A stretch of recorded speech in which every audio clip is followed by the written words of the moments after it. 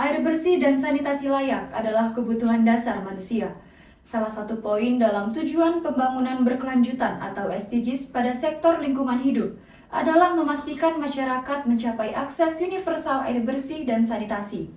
Maka dari itu, Today News akan melakukan news analysis tentang tujuan pembangunan berkelanjutan atau SDGs Indonesia dengan mengangkat tema air bersih dan sanitasi layak sesuai dengan tujuannya, yaitu menjamin ketersediaan serta pengelolaan air bersih dan sanitasi yang berkelanjutan untuk semua.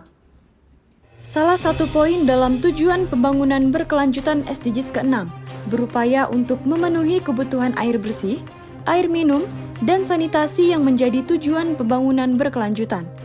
Setiap orang tentu membutuhkan air untuk menopang hidupnya, bahkan air menjadi hal penting bagi keberlangsungan hidup manusia. Air yang tersedia tentu harus bersih dan sesuai dengan indikator kebersihan air. Tujuan 6 TPB adalah menjamin ketersediaan serta pengelolaan air bersih dan sanitasi yang berkelanjutan untuk semua. Dalam rangka mencapai tujuan air bersih dan sanitasi layak, pada tahun 2030 ditetapkan 8 target yang diukur melalui 40 indikator. Target-target tersebut terdiri dari akses terhadap air minum layak, akses terhadap sanitasi layak, kualitas air dan limbah, serta pemanfaatan, pengelolaan, dan pelestarian sumber daya air. Upaya-upaya yang dilakukan untuk mencapai target-target tersebut dijabarkan pada kebijakan program dan kegiatan yang akan dilakukan oleh pemerintah maupun organisasi non-pemerintah. Maka dari itu, saya Aisyah Nini Safitri beserta kru Today News akan melanjutkan penelitian lebih lanjut mengenai penerapan tujuan ke-6 tentang air bersih dan sanitasi layak pada Desa Sukajaya, Kecamatan Taman Sari, Kabupaten Bogor, Provinsi Jawa Barat. Berdasarkan pernyataan dari Cahyana Fajrin selaku Sekretaris Desa terkait air bersih dan sanitasi layak di Desa Sukajaya, ia mengatakan bahwa sumber daya air bersih desa tersebut berasal dari sumber mata air gunung dan sumber mata air tanah dalam seperti sumur bor. Fajrin juga mengatakan bahwa Desa Sukajaya terbentuk dari 7 RW, yang dimana 3 RW memakai sumur bor dan 4 RW lainnya memakai sumber mata air yang berasal dari masing-masing wilayahnya.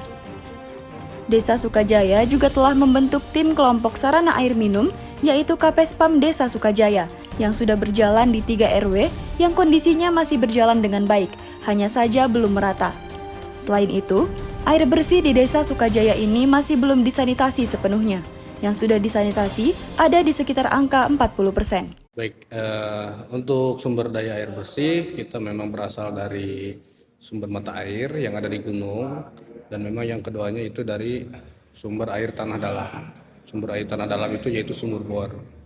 Nah, jadi kita terbentuk di Desa Sukajaya ini ada 7 RW. Jadi ada 3 RW yang memakai sumur bor dan ada 4 RW lagi yang memang itu dari sumber mata air yang di masing-masing wilayahnya. Kita juga sudah membentuk tim kelompok penyedia sarana air minum yaitu KPSPAM ya, KPSPAM Desa Sukajaya. Kita tidak pakai PDAM di sini. Jadi memang kita yang saya sampaikan tadi, kita ada salah satu sumber mata air, terus ada juga sumber daya air dalam seperti sumur bor, baru kita pasang sanitasi dari situ. Jadi kita buat kelompok sendiri yang dibentuk oleh desa dan strukturnya itu dari masyarakat. Tapi beberapa sebagian dari desa mungkin belum disanitasi. Belum. Itu masih di angka 40% yang sudah disanitasi. Begitu juga pernyataan dari Yuliana selaku Kader Pembangunan Manusia atau KPM untuk sanitasi air di Desa Sukajaya sekitar 70% belum sepenuhnya merata dan belum memadai karena masih banyak limbah. Yuliana juga mengatakan bahwa untuk saat ini belum ada infrastruktur pendukung yang disediakan oleh pemerintah atau swasta dalam pengelolaan air limbah tersebut. Kalau dibilang persentase untuk di rumah 70% lah. Lalu apakah ada infrastruktur pendukung ya Bu yang disediakan oleh pemerintah atau swasta atau masyarakat dalam pengelolaan air limbah tersebut? Air limbah untuk saat ini belum. Di sini belum. Menurut Tatang selaku warga Desa Sukajaya, Kondisi air di desa tersebut sudah baik untuk digunakan sehari-hari. Tidak ada kendala seperti pencemaran atau terasa bau. Namun, untuk bantuan dari pemerintah terkait air di Desa Sukajaya belum ada. Sebagian besar berasal dari sungai-sungai yang menggunakan selang atau ledeng dan dialirkan ke rumah warga. Nggak ada pencemaran misalkan dari terasa ada bau, nggak ada ya, udah bagus pokoknya mah. Buat minum juga bisa dipakai. Berwarna berarti bening ya Pak? Bening ya, warnanya bening, bagus, masih bagus lah. Dari pemerintah belum ada? Belum ada. Kebanyakan ada yang dari sungai-sungai warga ya yang pada bikin selang gitu ya, ngeledeng, bahasa itunya meledeng dari sungai ya ke itu kebanyakannya. Berarti aliran airnya itu dialirin dari sungai langsung ke rumah warga di sini. Iya. Pemenuhan air bersih dan sanitasi yang layak masih menjadi masalah di Indonesia. Pemenuhan atas kebutuhan air bersih, air minum, dan sanitasi menjadi tujuan pembangunan berkelanjutan. Karena jika tercapainya salah satu tujuan SDGs desa tersebut, tentu akan menjadi sebuah kebanggaan tersendiri.